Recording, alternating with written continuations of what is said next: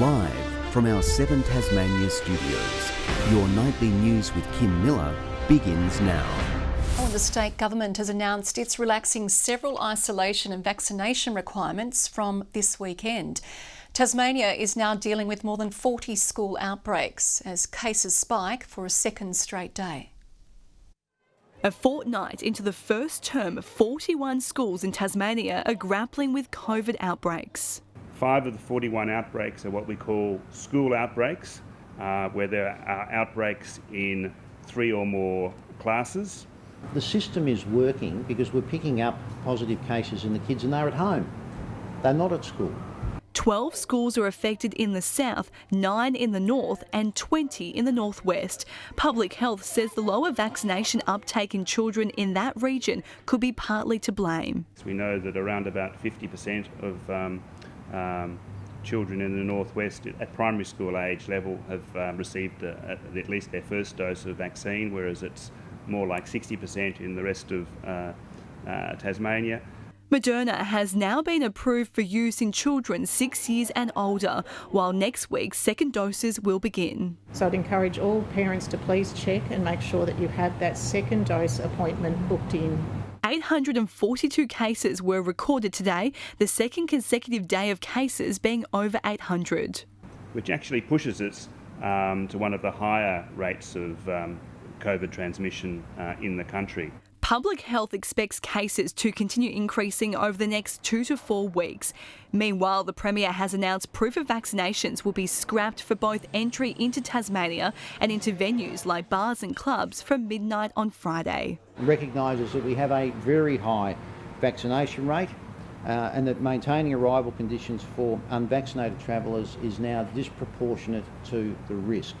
From Friday as well, close contacts will only need to quarantine for 7 days, even if another household member tests positive, provided they don't show symptoms and test on days 1 and 6. Letitia Wallace, 7 Tasmania News. A second person has been charged over the alleged murder of a 59-year-old Sprint man. An 18-year-old woman from Queenstown is facing several charges, including murder and aggravated burglary over the January 23 attack. The teenager appeared in the Devonport Magistrates Court this afternoon, has been remanded to reappear next month. A 25-year-old Devonport man has also been charged over the alleged killing. A man charged over a fatal shooting in Bridgewater last month is yet to enter a plea after facing the Hobart Magistrates Court today. The 23-year-old appeared via video link and has been remanded in custody. He'll reappear in March. Anthony Albanese spent his second day in Launceston slamming the government's handling of the aged care sector. After meeting with residents and workers at the Manor Nursing Home in Kings Meadows, the federal opposition leader renewed calls for Aged Care Minister Richard Colbeck to resign, accusing him of neglecting vulnerable Australians. I'm not sure what you have to do to lose your job under the Morrison government if you're a cabinet minister or a minister in the government. But Richard Colbeck is a symbol of the incompetence of this government. There have been almost 800 COVID deaths in aged care homes since July. There's an urgency to list a revolutionary drug for cystic fibrosis patients on the PBS before the federal election. Trikafta is the first medication of its kind, increasing quality of life. But without approval, it will cost patients up to $250,000.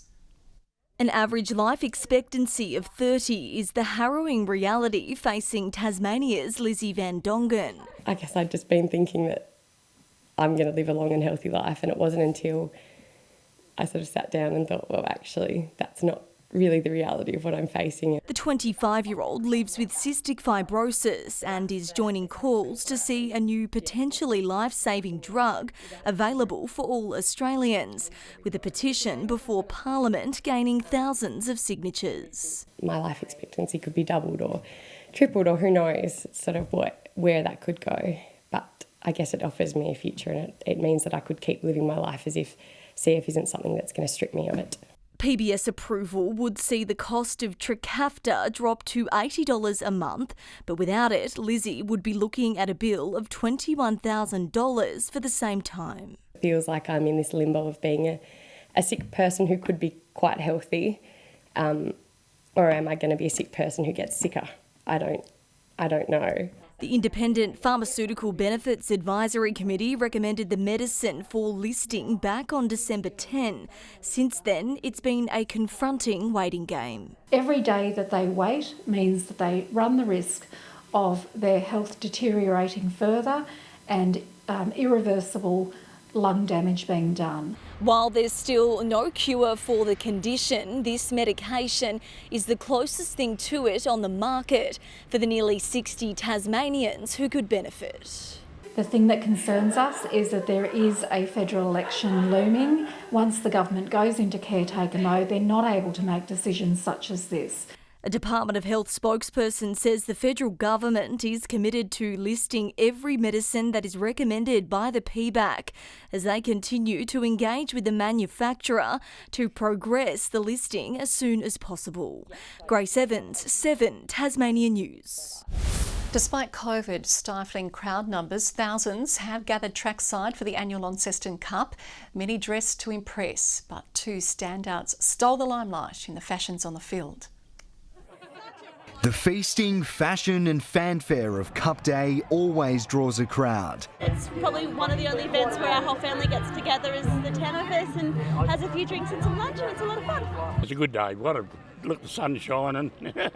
The biggest day on Launceston's social calendar, attracting close to 5,000 punters, taking full advantage of the public holiday. Obviously with COVID, it's certainly made quite a difference to our crowd numbers and where people have come from. They came from Tasmania and abroad, this family from Queensland. Just a day out with the family, really. We love it.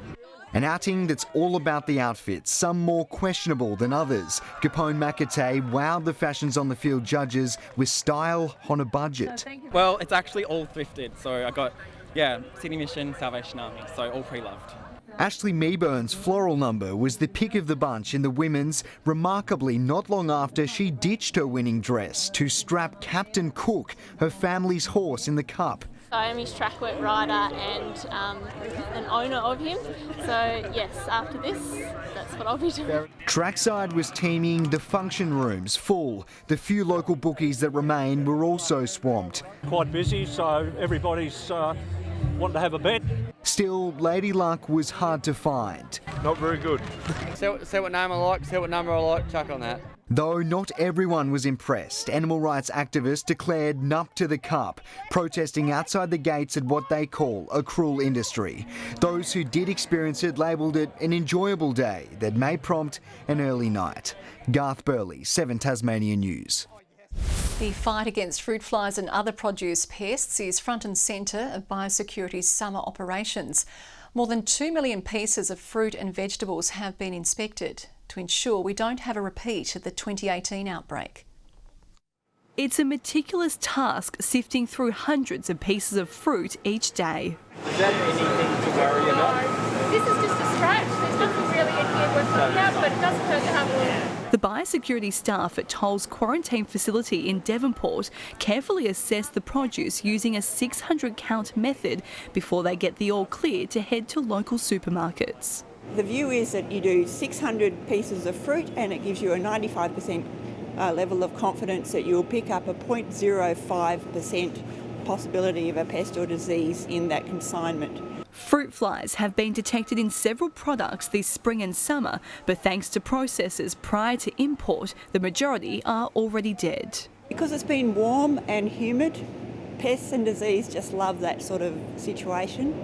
So populations of Q-fly, medfly, fungus, all kinds of things are exploding all over the place. After the devastating fruit fly outbreak in 2018 and a concerning spread on the mainland last year, Biosecurity Tasmania is on high alert. I encourage all Tasmanians to be vigilant, to check out their fruit and vegetables. If there's any concerns whatsoever, please call Biosecurity Tasmania.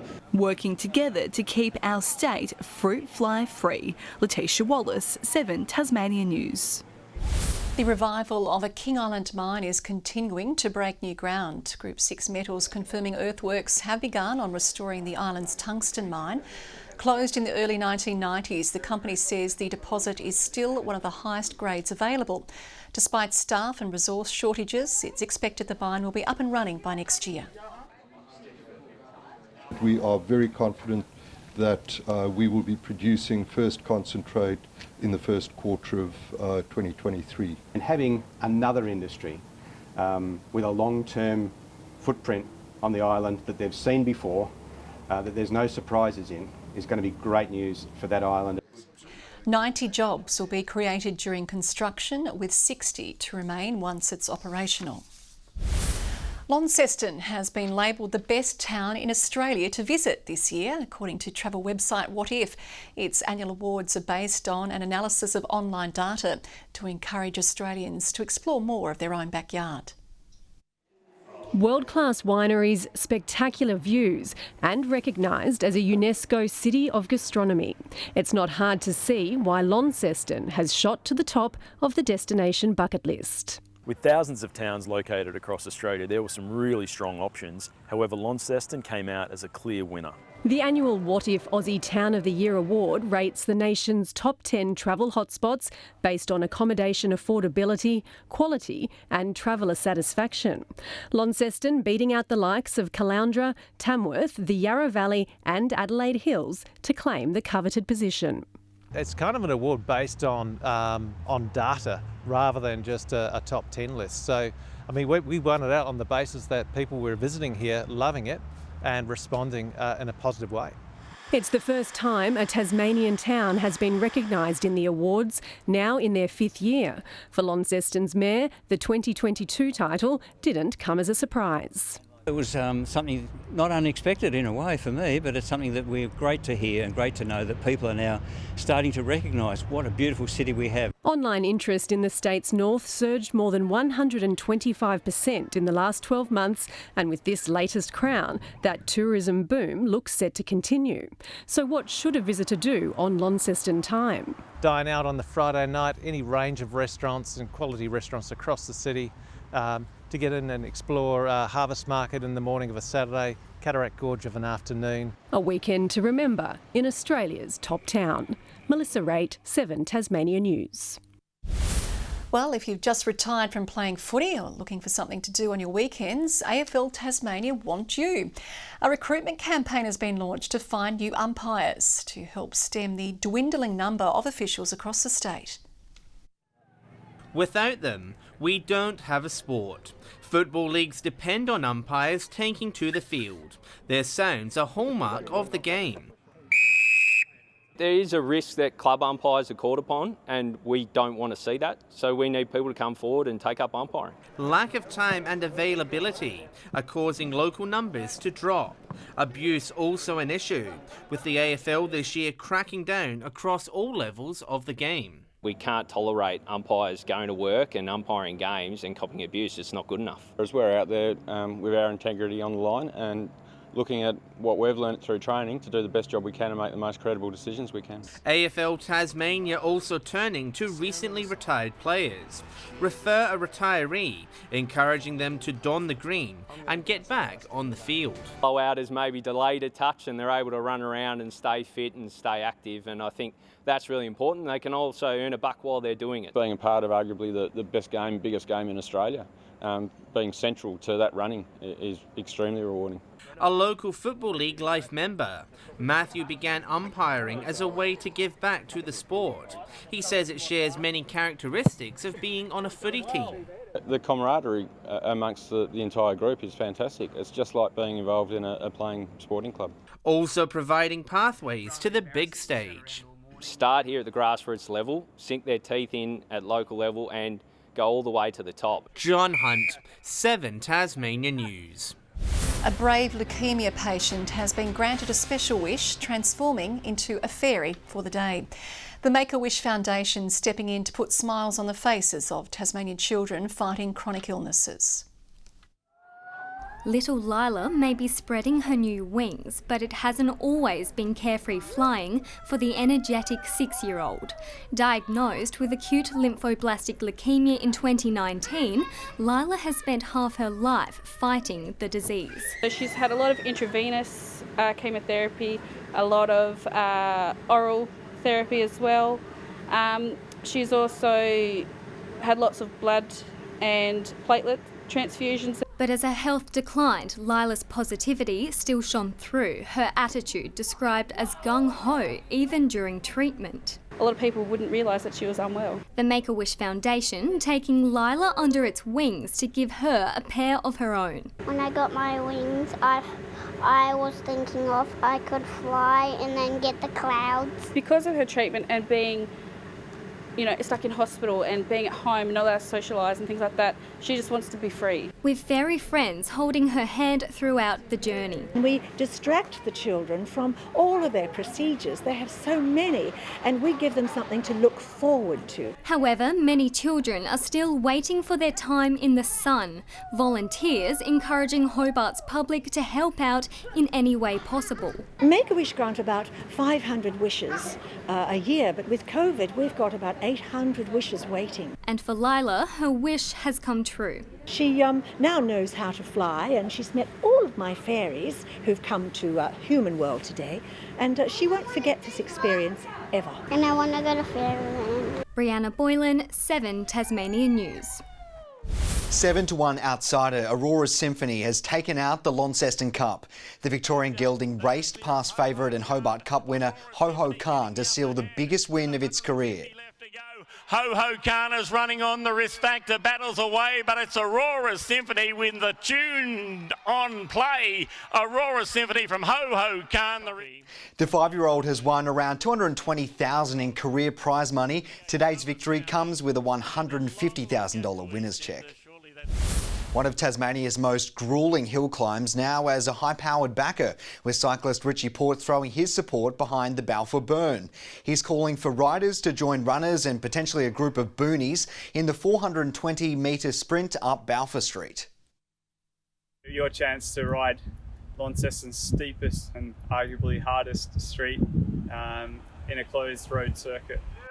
The popular event is less than a month away. The Hobart Hurricanes has locked down another one of its big stars. Tearaway Riley Meredith will remain in purple until at least 2025 after inking a 3-year contract extension. The 25-year-old Quick says the decision to stay with the Hurricanes after an injury-ravaged 12 months. It comes fresh after he was picked up by the Mumbai Indians at the IPL auction. Good evening. Hobart a hot day, 28 degrees, but Maydena topped that, recording the state's high of 31 degrees today. Launceston 27, 22 for Devonport and Burnie 23. Grove and Bushy Park both 29 today. Flinders Island, Smithton and Strawn all 25. 24 on King Island. Maria Island 22. 21 at Low Head and St Helens and Liaweenie 19. On the satellite picture, extensive low cloud sits about the north and east today, although cloud decreased about the southeast in the afternoon with patchy cloud elsewhere. Cloud is seen about the top end and the eastern states, that cloud containing embedded thunderstorms. The remainder of the country is mostly cloud-free. Tomorrow, a trough near Tasmania extends back to the Northern Territory and Western Australia. There is a cold front over the southwest coast and a high south of WA extends a ridge toward Tasmania. The monsoon trough is evident near the north of Australia. Southwest to southeasterly winds 10 to 20 knots in the northwest, westerly 15 to 25 knots in the south, easterly 10 to 20 knots in the north and northeasterly winds 15 to 30 knots in the east. Winds becoming south to southeasterly 15 to 20 knots during the day but more variable and lighter about the central north. Seas 1 to 2 metres reaching 3 metres in the east. A strong wind warning issued tomorrow for Banks Strait and Franklin Sound as well as the east of Flinders Island and the lower east coast of Tasmania. A shower or two in Hobart tomorrow, 22, Cygnet a possible late shower, 25 and cloudy in New Norfolk, 26. Launceston a hot day, showers increasing 30 degrees. Devonport and Campbelltown a shower or two, 25. A possible late shower in Burnie, 25, partly cloudy at Strawn, 23 and Smithton, 27, partly cloudy. Showers at St Helens tomorrow, 24. Swansea a shower or two, 23 and Fingal 23 and showers there. The UV is very high 9s tomorrow and sunrise is at 6:45 a.m. Looking ahead to Friday, showers more likely about the northwest and contracting to the northwest during the afternoon. Saturday, showers about the central west and cloudy with possible showers in the northeast, fine otherwise, and cloudy with showers about the east on Sunday, fine elsewhere. Mostly sunny tomorrow in Perth, 36, Alice Springs and Broome, sunny, 35, showers in Sydney and Canberra, 26, and a humid day in Melbourne with a shower or two, 24 degrees. Right now in Hobart, it's mostly sunny, 28, Launceston mostly cloudy, 23, and Devonport partly cloudy, 20. And that warm weather will be moving from the south toward the north tomorrow, Kim.